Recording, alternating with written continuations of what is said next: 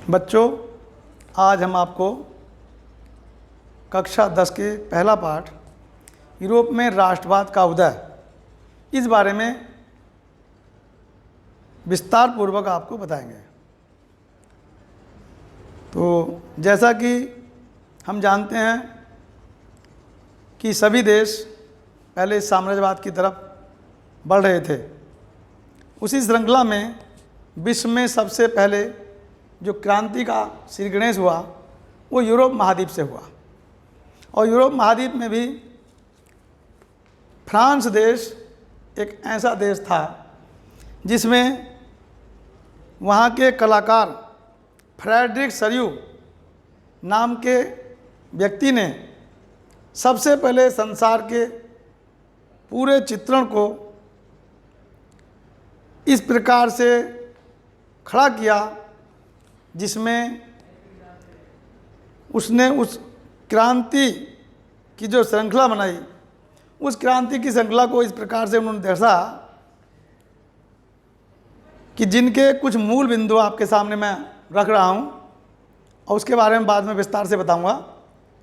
वो जो मूल बिंदु हैं वो है पहला परिचय, यानी यूरोप में राष्ट्रवाद का जो उदय है इसका जो परिचय है। बाद में दूसरा बिंदु है फ्रांसीसी क्रांति और राष्ट्रवाद उजाड़। यूरोप में राष्ट्रवाद का निर्माण, क्रांतियों का युग, जर्मनी का एकीकरण और इटली का एकीकरण, इन मूल बिंदुओं के बारे में इस पाठ में दिया गया है कि हम किस प्रकार से क्रांति के द्वारा और हमें स्वतंत्रता के अग्रसर हुए। तो सबसे पहले 1848 ईस्वी में फ्रेडरिक सरयू ने, जो फ्रांस का रहने वाला था, एक प्रसिद्ध कलाकार था, उसने पूरे विश्व को एक ऐसे स्तंभ पर खड़ा किया और जो हमारी स्वतंत्रता थी उस स्वतंत्रता को एक महिला के रूप में यानी पूजनीय बनाया, आधार माना। उसके सामने जो देश थे, जो वहाँ के प्रसिद्ध विद्वान थे, वो इस प्रकार से नतमस्तक हो रहे थे कि उनके एक हाथ में साम्राज्य का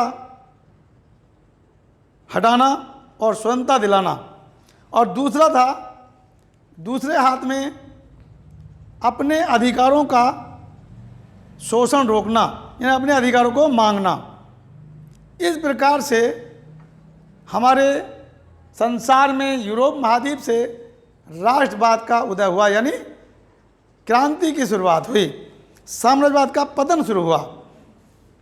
इस साम्राज्यवाद के पीछे जो लोग रहते थे वो निरंकुश होते थे, वो तानाशाही करते थे और उसको हटाने के लिए स्वतंत्रता का बीज बोया गया, जिसके अंतर्गत जो राजा थे वो मनमानी करते थे। राजा का पुत्र ही राजा होता था, उसको निरंकुश या राजतंत्र कहते थे। किंतु धीरे धीरे सारे जितने भी अधिकार थे वो राजा के पास होते थे। किंतु स्वतंत्रता मिलने के बाद जो जनतांत्रिक और सामाजिक तंत्र को मिलाया गया, दोनों का गठबंधन किया गया, जिसके अंतर्गत हम जानते हैं कि उसमें स्वतंत्रता दिलाने के लिए जो आंदोलन चलाए गए, फ्रांस की महत्वपूर्ण भूमिका थी। 1789 से पहले फ्रांस भी एक निरंकुश जार शासक के रूप में था। तो फ्रांस में सबसे पहले 1789 में क्रांति हुई और वहाँ पर स्वतंत्रता के बीज बोए गए, जिसके अंतर्गत राजतंत्र को हटा करके और लोकतंत्र की स्थापना की गई। उस समय लोकतंत्र के अंतर्गत जो अधिकार थे वो जनता के हाथ में आए। जनता ने ही अपने प्रतिनिधि चुने और उसके अंतर्गत उन्होंने एक ऐसी पद्धति विकसित की, एक संसद बनाई जिसके सदस्य जनता के द्वारा चुने गए। तो ऐसा यूरोप में सबसे पहले फ्रांस देश से प्रारंभ हुआ, जो कि 1789 की पहली क्रांति मानी जाती है। 4 जुलाई 14 जुलाई को फ्रांस में इसी प्रकार का राष्ट्रीय पर्व मनाते हैं जैसा कि भारत में 15 अगस्त। इस प्रकार दूसरा बिंदु है यूरोप में राष्ट्रवाद का नहीं, फ्रांसीसी क्रांति और राष्ट्र का विचार। यानी फ्रांसीसी क्रांति, ये जो मैंने अभी बताया आपको, उसके बाद राष्ट्र का विचार। फ्रांसीसी क्रांति और राष्ट्र के विचार के अंतर्गत 1789 में जो फ्रांस में क्रांति हुई, उससे पहले ये एक ऐसा राज्य था जिसमें समस्त भूभाग एक निरंकुश शासक के रूप में विकसित था। वही राजा आदेश देता था, कानून बनाता था, दंड देने का अधिकार भी उसी राजा को होता था। और इस प्रकार कुछ इस प्रकार के वर्ग थे जैसे कि पूंजीपति वर्ग, मध्यम वर्ग, व्यापारी वर्ग, किसान वर्ग, और वर्गों के व्यवस्था को खत्म करके वहाँ पर संवैधानिक प्रणाली को अपनाया गया। इस संविधान प्रणाली के अंतर्गत जो फ्रांस की क्रांति थी वो वहाँ के राष्ट्र के विचारों को बढ़ाया गया, उनको उद्बोधन किया गया। और उससे इसी प्रकार से जो फ्रांस की क्रांति थी उससे सबक लेकर 1688 ईस्वी में ब्रिटेन ने अपनी क्रांति का श्रीगणेश किया। वहाँ पर भी जो राजा और रानी होते थे उनका अंत किया गया और वहाँ पर भी एक संसदीय प्रणाली विकसित की गई। इसी प्रकार रूस, हंगरी, पोलैंड, आयरलैंड आदि देशों में भी इस प्रकार की विचारधारा तेजी से बढ़ी और यूरोप के अनेक देशों में राष्ट्रवाद का उदय प्रारंभ हो गया।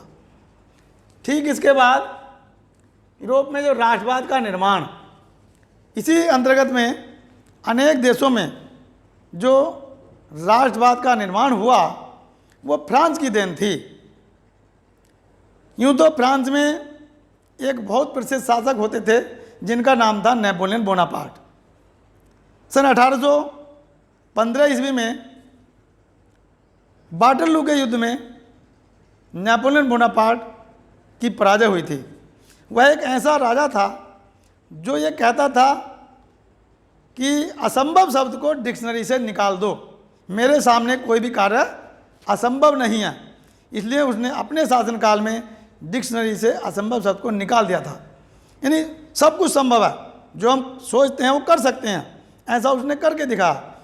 किंतु सभी यूरोपीय शक्तियाँ उसके खिलाफ हो गई क्योंकि उसने अपने फ्रांस के देश का विस्तार करने के लिए अनेक पड़ोसी देशों पर आक्रमण करना शुरू कर दिया था, जिसके कारण वाटरलू के युद्ध में 1815 में उसकी हार हुई और 1818 ईस्वी में उसकी मृत्यु हो गई। इस प्रकार यूरोप में अनेक देशों में राष्ट्रवाद का निर्माण प्रारंभ हुआ। इसके बाद में क्रांतियों का युग। अब धीरे धीरे क्रांतियों का प्रसार यूरोप महाद्वीप से एशिया महाद्वीप की तरफ भी बढ़ा, जिसमें एशिया के अनेक देश सम्मिलित थे। अब मैं यहाँ पर थोड़ी भारत की गणना करता हूँ। भारत ने जो स्वतंत्रता की सीख ली वो ब्रिटेन से ली, क्योंकि हमारा देश परतंत्र था और वो ब्रिटेन के अधीन था, यानी ब्रिटेन का उपनिवेश था। ब्रिटेन के द्वारा यहाँ पर शासन होता था। और जब ब्रिटेन में स्वतंत्रता जागी 1688 ईस्वी में वहाँ पर क्रांति हुई, संसदीय प्रणाली गठन हुआ, तो बच्चों इसी प्रकार भारत ने भी वहाँ से सीख ली और भारत ने अपने उपनिवेशवाद को ख़त्म करके यहाँ पर संसदीय प्रणाली का विचार बनाया और उसके लिए उन्हें अनेक कठिनाइयाँ पड़ी, लड़ाइयाँ लड़नी पड़ी।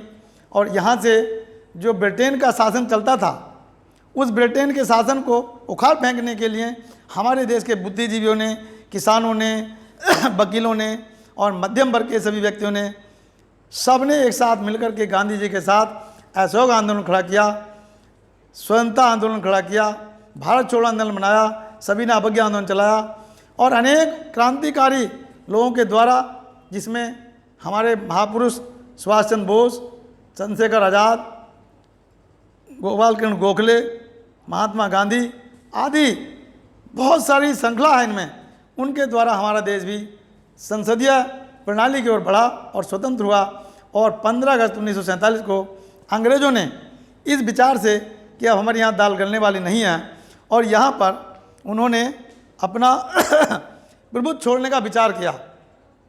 सन 1946 में एक अंतरिम सरकार का गठन जवाहरलाल नेहरू के नेतृत्व में अंग्रेज़ों ने किया और अंतिम गवर्नर राजगोपालाचारी को बनाया गया और वहाँ से अंग्रेज़ों ने 1946 में हमारे देश को स्वतंत्र किया और यहाँ से जलने का विचार बनाया।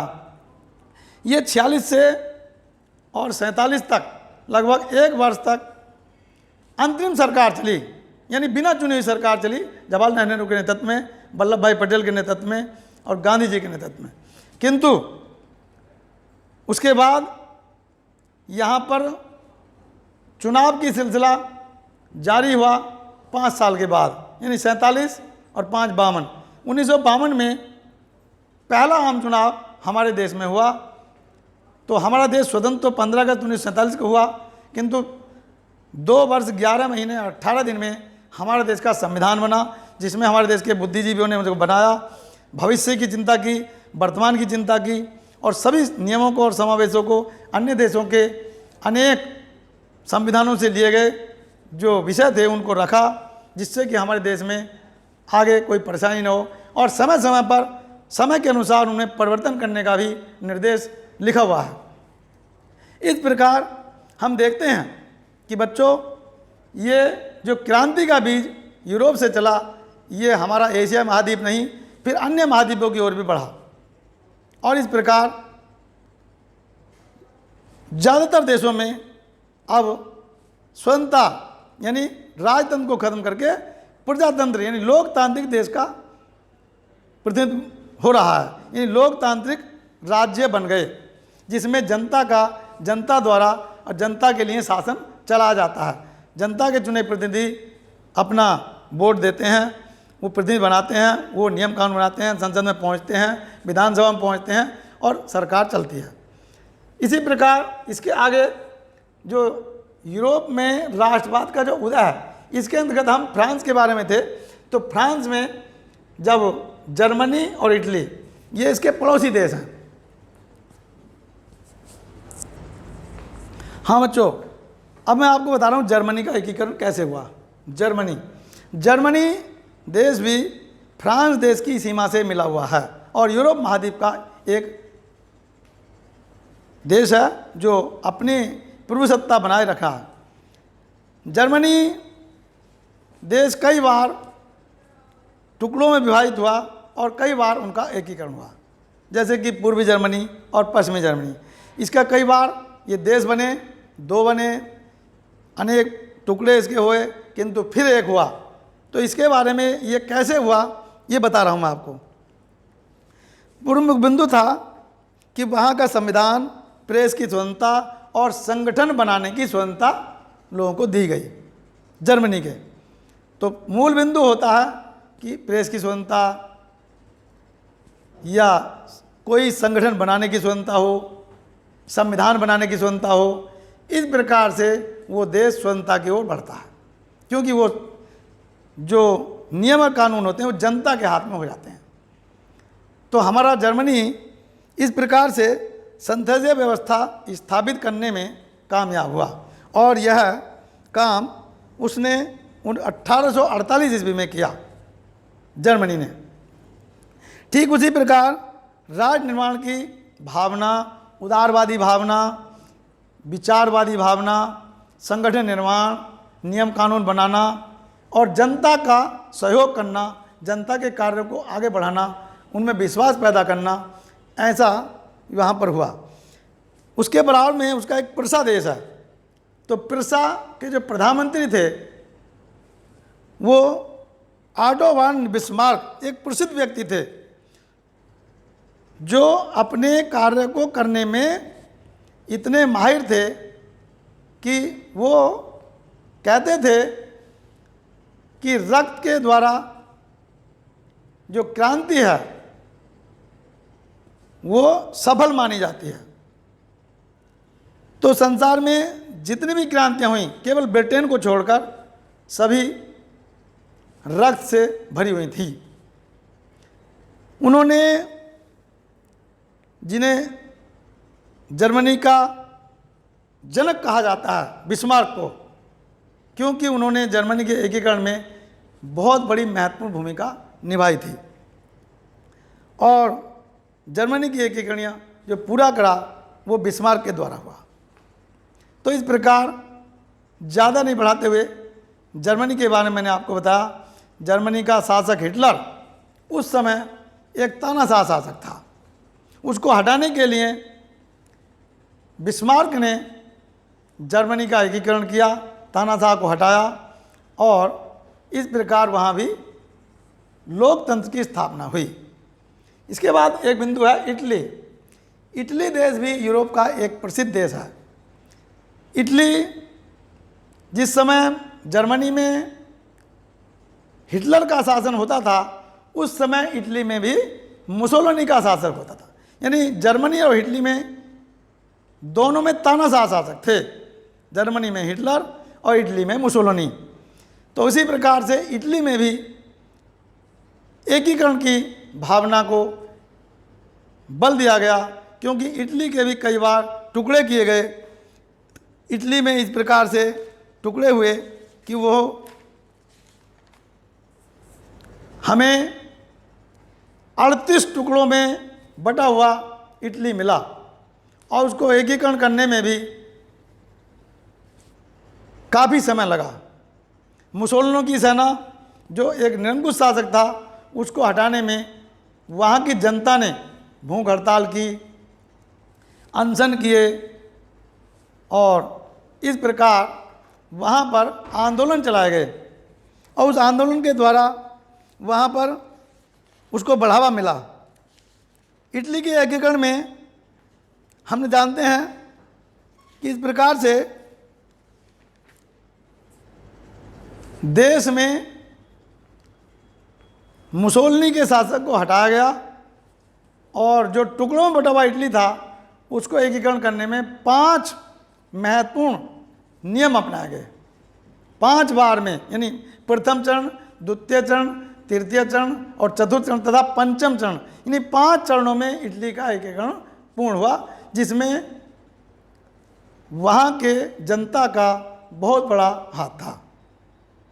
इस प्रकार हमने यूरोप में राष्ट्रवाद का उदय, जो शीर्षक था पाठ का, ये इसके बारे में कुछ मूल बिंदु आपको बताए। अब बच्चों, इस पाठ को पढ़ करके ये मैं आपके सामने कुछ गृह कार्य दे रहा हूँ, जो आपको, जो मेरे बता हुआ कार्य है उसके द्वारा और किताब के द्वारा, उसके सहयोग से इन कुछ गृह कार्य के जो प्रश्न हैं इनको करना है। यानी पहला बिंदु है बहुविकल्पीय प्रश्न, किताब से ही याद करने हैं, उसी में उत्तर लिखे हुए हैं तथा अति लघु प्रश्न संख्या जो मैं आपको बता रहा हूँ, अति लघु प्रश्न संख्या 1, 2, 3, 4, 5 तथा 7, इनके उत्तर कॉपी में लिखने हैं। तीसरा बिंदु है लघु प्रश्न।